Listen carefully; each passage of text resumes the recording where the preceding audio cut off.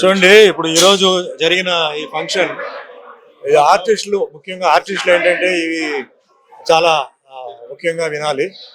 బయట జయరాజ్ గారి తెలంగాణ బిడ్డ, కరీంనగర్ అయింది. ఆయన ఎన్నో సంవత్సరాల ముందు హిందీ ఫీల్డ్కి వెళ్ళిపోయి ఒక హీరోగా, తర్వాత అక్కడ విలన్గా, ప్రొడ్యూసర్గా, డైరెక్టర్గా ఆయన పేరు సంపాదించారు. దాదాసాహెబ్ ఫాల్కే అవార్డు వచ్చింది. అంటే చాలా అవార్డ్స్ వచ్చింది. ఎంత గొప్ప మనిషి, ఎంత గొప్ప వ్యక్తి అతని గురించి అందరూ మర్చిపోయారు. అలాంటిది మన జయహింద్ గౌడ్ గారు ఆయన గురించి తెలుసుకొని 15 సంవత్సరాలుగా అవార్డు ఫంక్షన్ పెడుతూ, జయహింద్ గౌడ్ గారు వచ్చి గౌడ్ కమ్యూనిటీ అయినా, ఆయన వచ్చి జయరాజ్ గారు కాపు కమ్యూనిటీ అయినా, ఎటువంటి క్యాస్ట్ ఫీలింగ్ లేకుండా కళాకారు, హీరో, మన కరీంనగర్ తెలంగాణ మనిషి అని చెప్పి ఆయన చేశారు. ప్రతి సంవత్సరం చేస్తున్నారు. ప్రతి సంవత్సరం నేను వస్తున్నాను. మధ్యలో 2 సార్లు మిస్ అయింది. సో ఈ రోజు ఏంటంటే ఆయన పుట్టినరోజు సందర్భంగా ఒక చిన్న కార్యక్రమం పెట్టి కొన్ని కళాకారులకి, బిజినెస్ వాళ్ళకి అందరికీ కొన్ని అవార్డు ఫంక్షన్ చేయడం.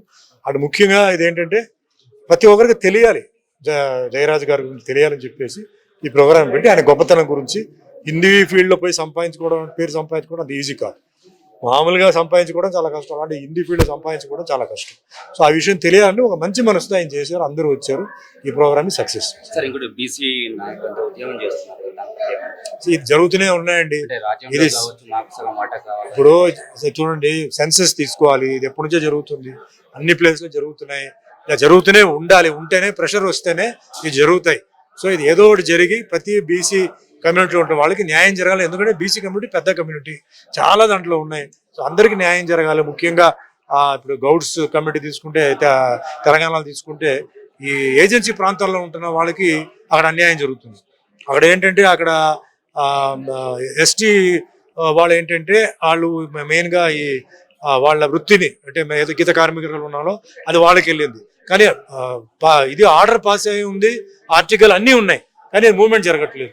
సో మా హంబుల్ రిక్వెస్ట్ ఏంటంటే అది ప్రభుత్వానికి, రేవంత్ రెడ్డి గారికి తీసుకొచ్చి వాళ్ళకి న్యాయం జరగాలని చెప్పి, ఇదే పెద్ద ఉద్యమం గొడవ కాదు, న్యాయం. ఎందుకంటే గౌడ కమ్యూనిటీ వాళ్ళకి ఏంటంటే అది చెప్తే వాళ్ళకి తెలియదు. పైగా నేను అడిగేది ఏంటంటే ఎస్టీ స్టేటస్ ఎవరికి ఇవ్వాలంటే ఆ 50s నుంచి ఎవరు ఉన్నారో ఆ ఫ్యామిలీస్కే, కొత్తగా వచ్చినా కాదు. అది ఉంది, ప్రొవిజన్ ఉంది, లేనిది నేను అడగట్లేదు, అది ఉంది. కాబట్టి అది చెయ్యాలి.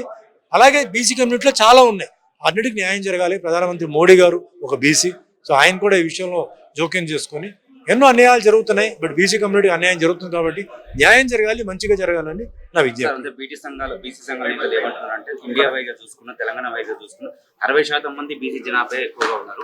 ఆ బీసీ జనాభా ప్రకారంగానే మాకు రాజ్యసభలో కావచ్చు, అసెంబ్లీ సభలో కావచ్చు, మాకు న్యాయంగా ఎమ్మెల్యే సీట్లు రావాలని చెప్పేసి ఉద్యమం తీసుకుని ముందుకు వెళ్తున్నారు కదా. దీన్ని సార్, వాస్తవాలు ఉంటే అది మనం చూడాలండి. ఎందుకంటే వాస్తవాలు అడిగినప్పుడు ఓకే, మనం ఎక్కువగా అడిగితే తప్పు. ఏదైతే ఉన్నా అందుకే చెప్తాను, సెన్సస్ తీసుకోవాలి. సెన్సస్ తీసుకోకుండా మనం ఇలాగే లాగుతుంటే కుదరదు. సెన్సస్ తీసుకోవాలి, దాని ప్రకారం న్యాయం చేయాలి. ఇప్పుడు జోమలో ఏదో మాట్లాడతారు, ఎలక్షన్ టైంలో ఏదేదో మాట్లాడతారు, జరుగుతాయా? కాదు. వాస్తవాలు ఏంటి, న్యాయం ఏంటి, అవి చూసి న్యాయం జరగాలి. ఎందుకంటే మేము అందరూ కలిసి ఉండాలి, అంతే. అందరూ కలిసి ఉండాలి. వద్దంటే మీరు ఏదైనా కాంట్రవర్సీ అడిగారు అనుకోండి, కాంట్రవర్సీ అయిందంటే దానికి మీరే కారణం, అంతే. క్యూ న్యూస్ ఛానల్లో పనిచేయటకు అనుభవం గల సీనియర్ వీడియో ఎడిటర్స్ కావాలను సంప్రదించవలసిన నెంబర్ 8688926084. qnewsads@gmail.com ను సంప్రదించండి. లైక్ చేయండి.